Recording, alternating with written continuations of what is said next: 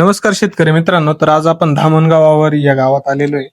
तर आज इथे एम्ब्रिओ ट्रान्सप्लांट म्हणजे भ्रूण प्रत्यारोपण जे आहे ते केलेलं आहे. तर तुम्हाला पहिली ओळख करून देतो. सर, तुमची ओळख करून द्या शेतकऱ्यांना. माझं नाव डॉक्टर विशाल देशमुख. मी भारतीय कृषी औद्योगिक प्रतिष्ठान रुळेकांचन किंवा बायोप या संस्थेमध्ये कार्यरत कार्यरत आहे. आणि ह्या धामणगाव आवरीमध्ये आम्ही 9 महिन्यापूर्वी एका गायीला भ्रूण प्रत्यारोपण केलं होतं. तर त्या संदर्भाची माहिती आज आम्ही तुम्हाला देत आहोत. धन्यवाद साहेब. आणि हे ज्यांच्या गायीवर भ्रूण प्रत्यारोपण केलेलं आहे ते शेतकरी, त्यांची ओळख करून देतो. माझं नाव सुभाष शिवराम आवारी, मुक्काम पोस्ट धामणगाव आवारी, तालुका अकोले, जिल्हा अहिल्यानगर. तर शेतकरी मित्रांनो, आता या बदलत्या काळात आणि बदलत्या जीवनात आता नवीन नवीन तंत्रज्ञान येत चाललेलं आहे.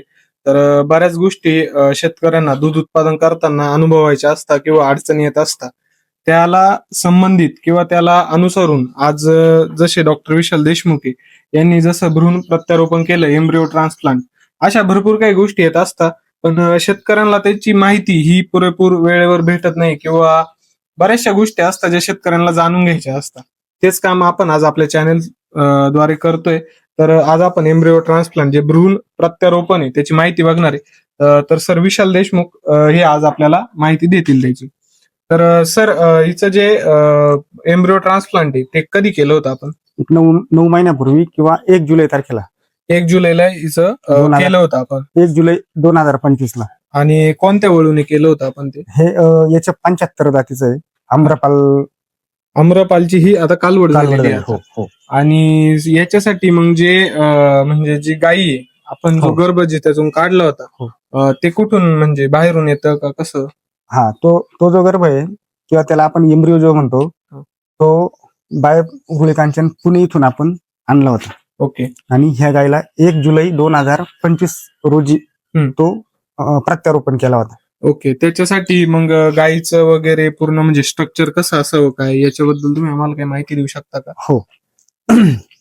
गाय निवडताना सुदृढ आणि गर्भाशयाला कोणताही आजार नसलेली आणि जी तरुण गाय आहे, 1 किंवा 2 वेताची किंवा मग कालवड, अशी जनावर आपण निवडतो. आणि त्या गायीला मास संपल्यानंतर 7व्या दिवशी आणि 7 दिवसाचा गर्भ आपण त्या गायीच्या गर्भाशयामध्ये प्रत्यारोपण करतो. म्हणजे 7 दिवसाच्या पुढे चालत नाही. हो. आणि 7 दिवसाच्या आत पण चालत नाही. म्हणजे तो जो टायमिंग असतो तो फिक्स असतो. हो. त्यातच आपण ते जे भ्रूण प्रत्यारोपण आहे ते केलं पाहिजे. हो हो. आणि सर, हे जे आहे आता म्हणजे जे तुम्ही करताय, हे कधीपासून करताय आता? हे साधारण आम्ही 2021 सालापासून करतो.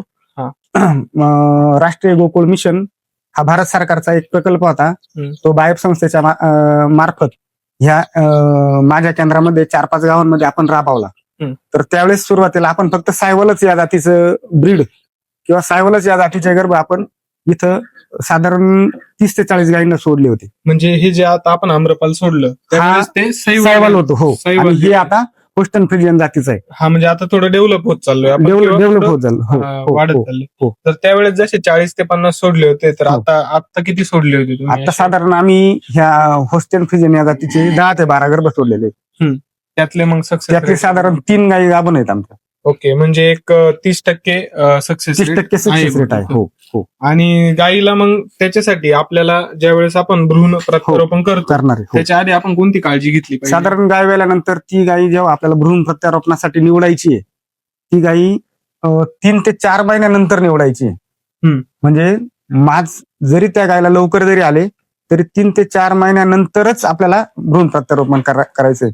म्हणजे आपण जे सिलेक्शन असतं त्या हिशोबाने सिलेक्शन करायचं. म्हणजे गायीचं त्यात स्ट्रक्चर, दूध किंवा असं काही बघितलं जातं का? नाही. स्ट्रक्चर आणि दुधापेक्षा त्या गायीचा आपण किती सुदृढ आहे, किती निरोगी आहे, गर्भाशय निरोगी आहे का, तिला मिनरल मिक्सचर किंवा खनिज मिश्रण पावडर आपण देतो का, त्या गायीची चारा नाही, मस्टडीचा नाही, पण त्या गायीच्या साधारण जो रोजचा आहार आहे त्या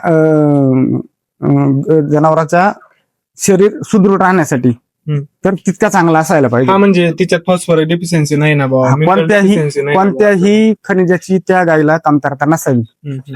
आता ही किती वेळ त्याच्या गायीवर आपण प्रयोग केला? 1 वेळ झालेली गायी आहे. म्हणजे आता ही दुसऱ्यांदा दुसऱ्यांदा झालेली. दुसऱ्यांदा जनलेली. आणि काका हिने पहिल्यांदा किती दूध दिलं होतं? पहिल्यांदा 15 लिटर दिली.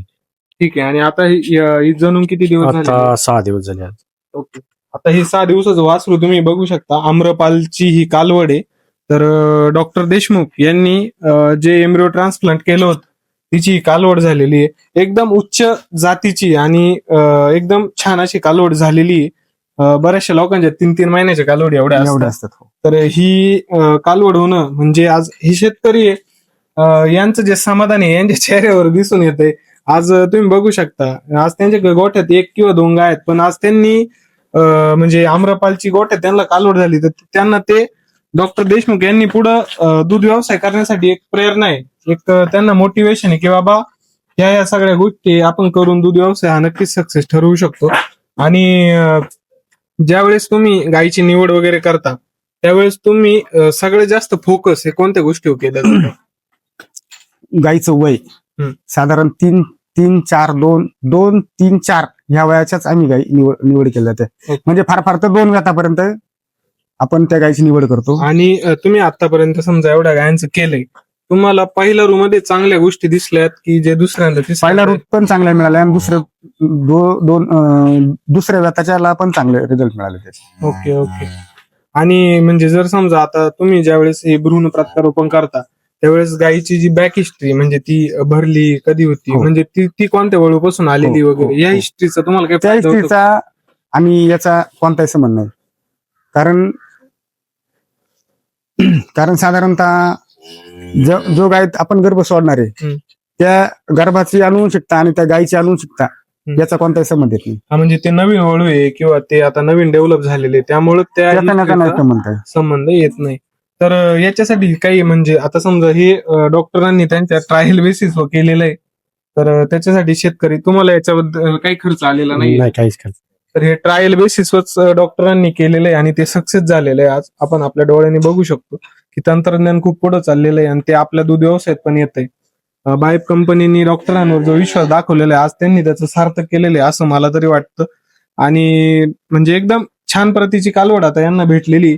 तर ही झालेली कालवड दुधाला वगैरे किती चालू शकते? साधारणतः आता जो आम्रपाल बुल आहे, जो वळू आहे आम्रपाल नावाचा, त्याची कॅपॅसिटी 110 लिटर पर्यंत आहे. त्याच्या आईनं 110 लिटर दूध एका दिवसाला दिलेलं आहे. ओके आणि जी त्याच्यासोबत मॅटिंग केलेली जी गाय आहे ती 55 लिटरची आहे. ओके ओके म्हणजे साधारणतः आम्हाला ह्या वासरापासून सर्वसाधारण व्यवस्थापनामध्ये 40 ते 50 लिटर दूध द्यावे अशी आमची अपेक्षा आहे. आणि दिलं ती देईलच आता, कारण ती एवढं सगळं कारण- तुम्ही त्यावर काम हो, ती केलंय. अनुवंशिकता त्याच्यात आहे पूर्ण. एकदम छान प्रकारे भ्रूण प्रत्यारोपण केलेलं आहे आणि आता हे सगळं ट्रायल बेसिसवर चालूच आहे. तर ज्या वेळेस अजून हे पुढे जाईल त्यावेळेस डॉक्टर आपल्याला वेळोवेळी मार्गदर्शन नक्कीच करणार आहेत. आणि आपण आहे ना म्हणजे हे एम्ब्रिओ ट्रान्सप्लांट करताना प्रत्येक गोष्टीची काळजी घेणं गरजेचं आहे. तिचं जे युट्रस आहे म्हणजे जी तिची गर्भाशयाची पिशवी आहे वगैरे त्याची काळजी घेणं म्हणा किंवा बाकी सगळ्या गोष्टी त्यावर सुद्धा जास्त लक्ष द्यावं लागतं. तर आपण पुन्हा एकदा असाच एक नवीन व्हिडिओ तुमच्यासाठी घेऊन येऊ. धन्यवाद.